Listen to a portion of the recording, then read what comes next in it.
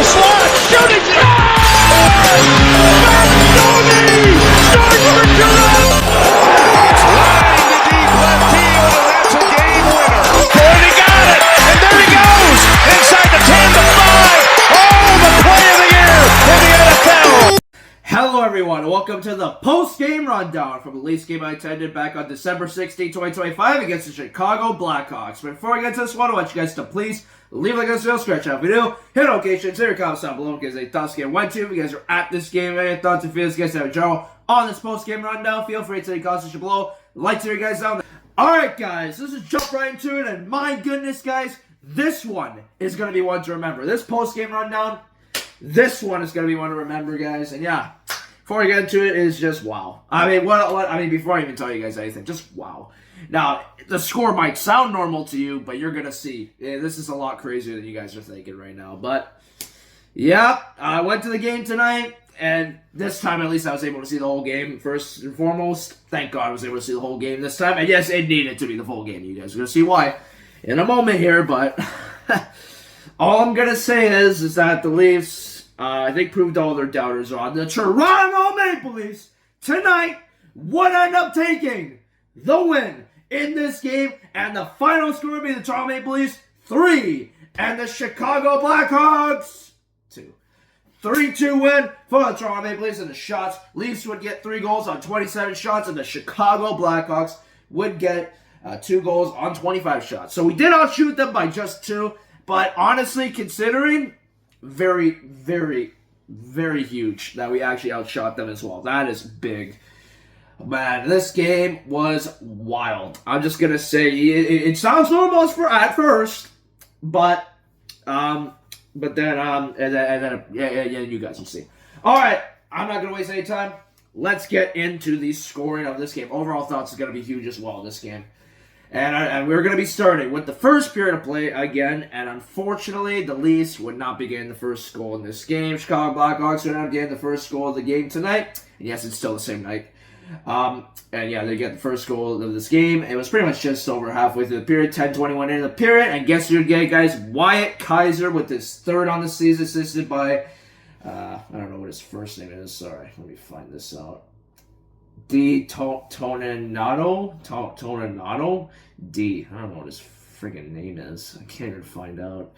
Yeah, Wyatt Kaiser, 3rd on the season, assisted by Toninato, I think. I don't know his first name. Yeah, Kaiser from Toninato. That made it a 1-0 Chicago. It was a wrist shot. That one was kind of an angle. I mean, yeah, actually, that one was the one that just sneaked by Joseph Wall. That didn't go through his pads. I think it just slipped in. It's just unfortunate. The Leafs, again, they're off to a horrible start this game, by the way. It was a lot worse than it looked. But yeah, Chicago Blackhawks get the lead, 1-0. But then something crazy would happen after this. The Blackhawks would end up getting a second goal. I'm doing it like that for a reason. They would end up taking a 2-0 lead. It was Teuvo Teravainen with that one. But after the goal, first of all, they were like having a huge fight. And yeah, that one just slipped through Wall's pads. I mean, nothing he could really do there. But after the Leafs were fighting the Chicago Blackhawks, they had like a whole big brawl after that goal. It wasn't a line brawl, but it was a pretty big fight. But then the refs ended up putting on the headset, and they said Toronto is challenging the play for goalie interference. And yeah, it looked like he was interfering with Wall. Took off the headset, and they said, after video review, play was reversed. The call on the ice has been reversed. We have no goal on the ice. It was goalie interference. It has been confirmed. We have goalie interference. No goal. Say 1-0. Definitely goalie interference. It was a pretty crappy goal anyways. But yeah. So it remained 1-0 Chicago. That was really good. That was a big one to get that one called back. That would definitely play into the events that were transpired later on in this game. Anyways. Moving on to the next goal of this game officially, unfortunately becoming to the Chicago Blackhawks again, and the kicker is the Leafs actually got a power play, and they completely fumbled it. Berube was so mad too. It looked like he was yelling on the bench. I couldn't really tell. Apparently he was yelling at them pretty good, and apparently this would even cost his job if the Leafs didn't win this game tonight. But yeah, Jason Dickinson would end up going in on a breakaway, and he would end up scoring on it on shorthanded during the Leafs power play. It ended up being a shorthanded goal. Jason Dickinson would get his third goal in the season. It'd be a shorthanded goal for him, assisted by Ilya Mikheyev and Crevier. I don't know his first name as well. I actually forgot. Yeah, Mikheyev and Crevier with the assist, and that make it a 2-0 Chicago. Third on season for Dickinson, shorthanded. And I've not seen a shorthanded goal in a minute, guys. It's been a while, especially for NHL. It has been a while since I've seen a shorthanded goal. They're a little bit more rare than power play goals, definitely. But got to see a shorthanded goal against today, and yeah, it happens. It was a pretty good goal. I'll give him that. Really good shot. Just beat Wall clean. Nothing he could do. And yeah, that made it 2-0, 14-15 in the period. A wrist shot on that goal. And also, actually, you know what? I'll do it after this game. I'll do it after I recap. There's a fun fact.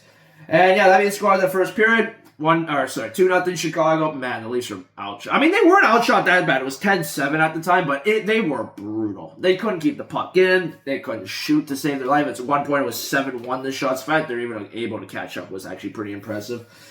But it was a horrible first period. There's no sugarcoating it. It was all Chicago in that first period. And yeah, that was a really tough one to start with. So, 2-0 after one. And then the second period, we would have actually no goals to report in the second period. Again, at least we're kind of I mean, they were trying a little bit, but it just was kind of a boring period. Second period, nothing going on.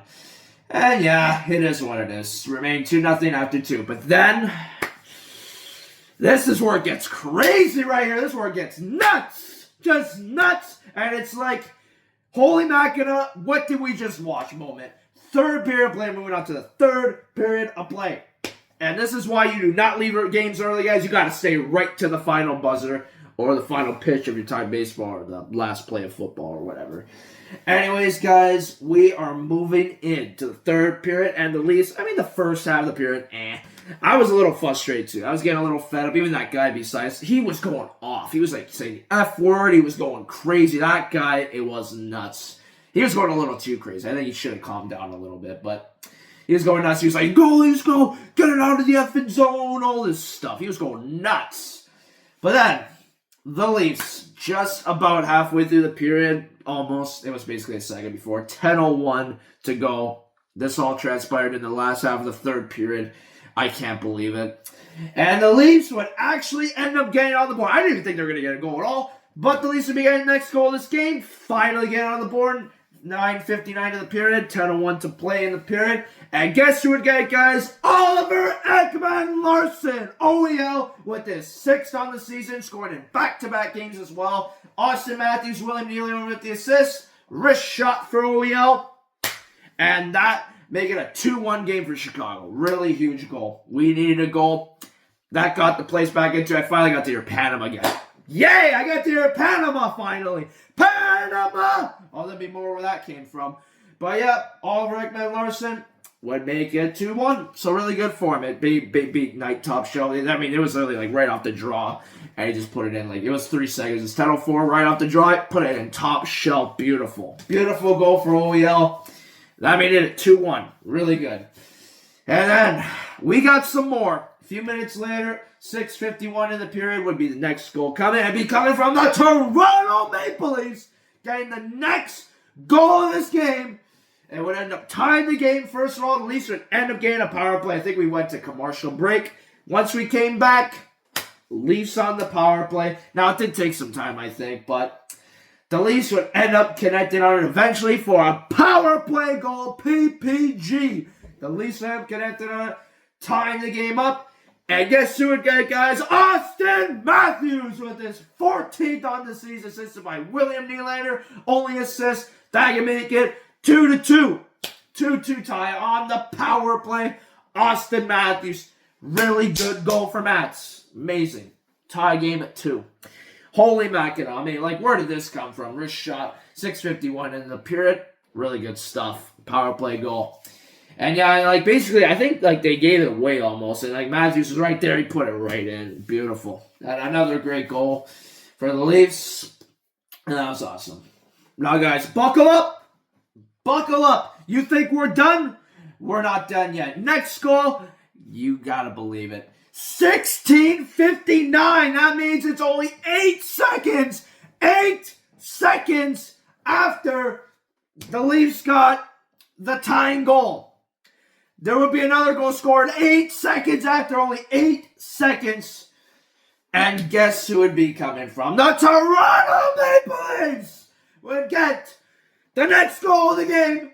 8 seconds later, Leafs would win the faceoff. They would go in. I thought it was somebody else. And guess who got it, guys? Dakota Joshua with his 6th on the season. Assisted by Troy Stetcher, Jake McCabe.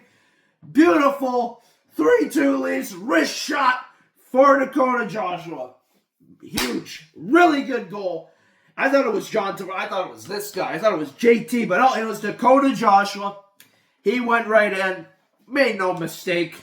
Beautiful. Beautiful wrist shot. Leafs would end up leading the game 3-2. Then it got a little tense after that. But Wall shut the door. The brick wall so back. Well, not so back. Actually, he did pretty good. I mean, 23 saves. He did pretty good. He shut the door. He said, no, that's it. Leafs ended up taking it 3-2, and I cannot escape 3-2. Even the Marlies, the game I left early because of you-know-what. Yeah, even that was 3-2. I just can't escape it. What is that, So, other than, actually, it almost happened to the Steelers, but it was 4-2 Ice Dogs. Thank God. Man, I can't escape 3-2 or 4-2 right now. I don't know what's going on. Hopefully this can end soon. But at least it wasn't an overtime again for the 4th straight game, so at least that finally happened. At least it was finally a regulation game. And also, what's funny, Chicago almost did the same thing to us, actually, back in Chicago. We were up 2-1. I think we did give up the first goal. But we were up 2-1. Chicago, got that heartbreaker in regulation. So it's almost like we just did it back to them, basically. They get no points. 3-2. It was the same thing in both games as well. 3-2 in regulation for both. And it pretty much ended in similar fashion. Tie game, and then you get a late sealer. You get a late game-winning goal to win regulation.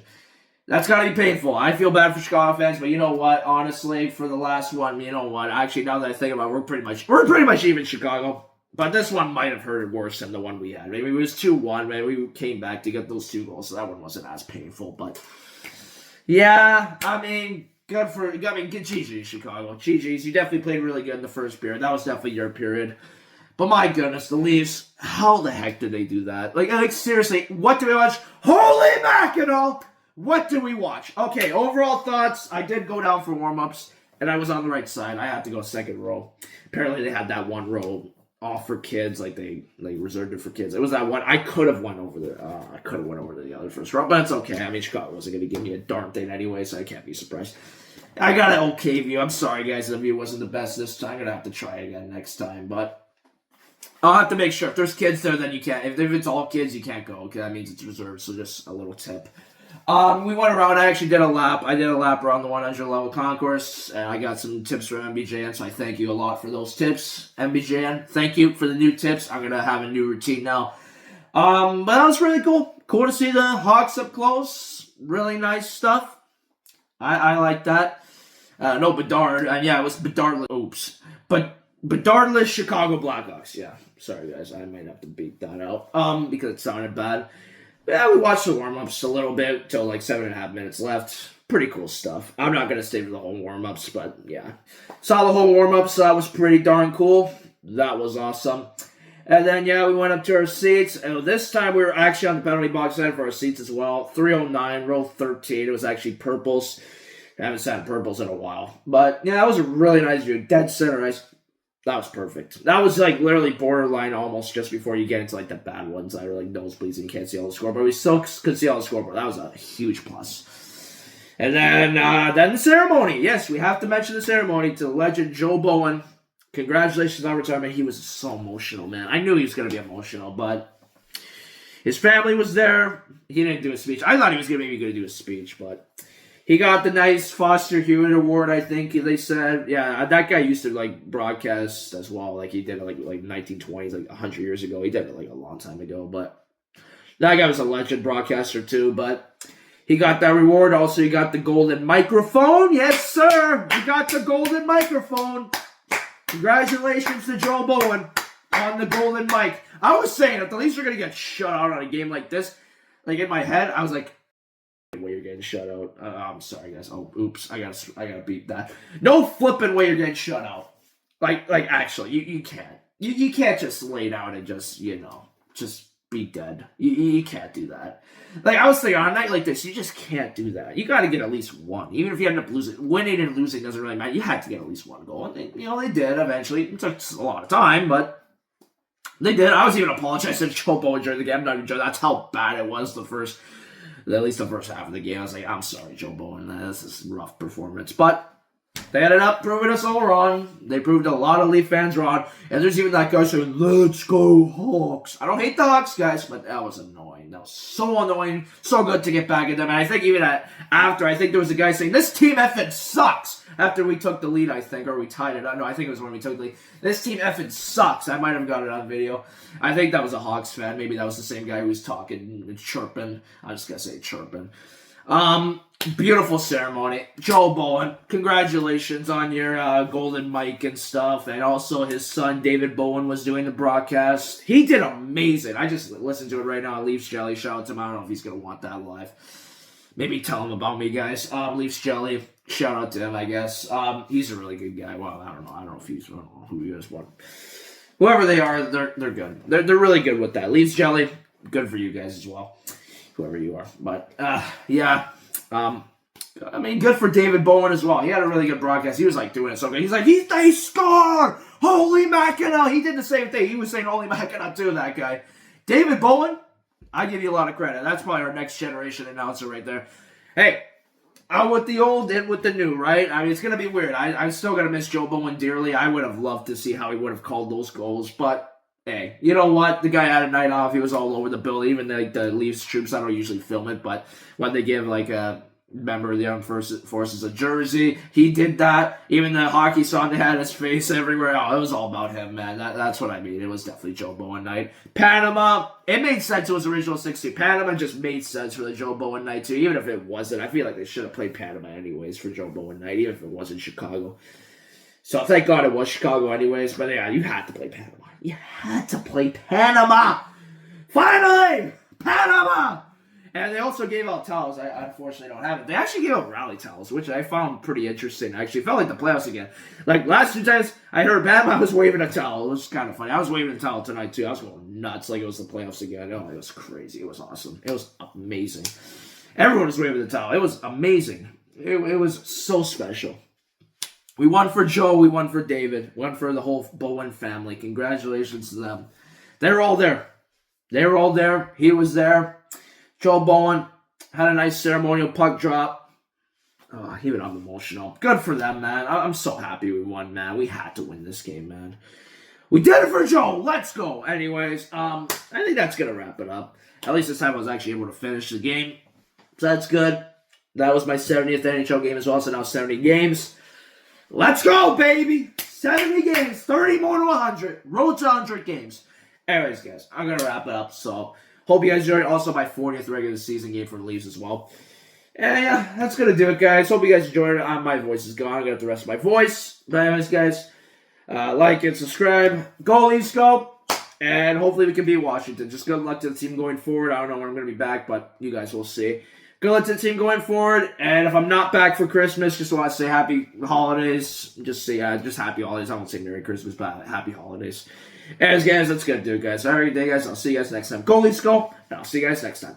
Peace out. And there's some of that Vladdy power. Did he get enough of it? He sure did. Run it in.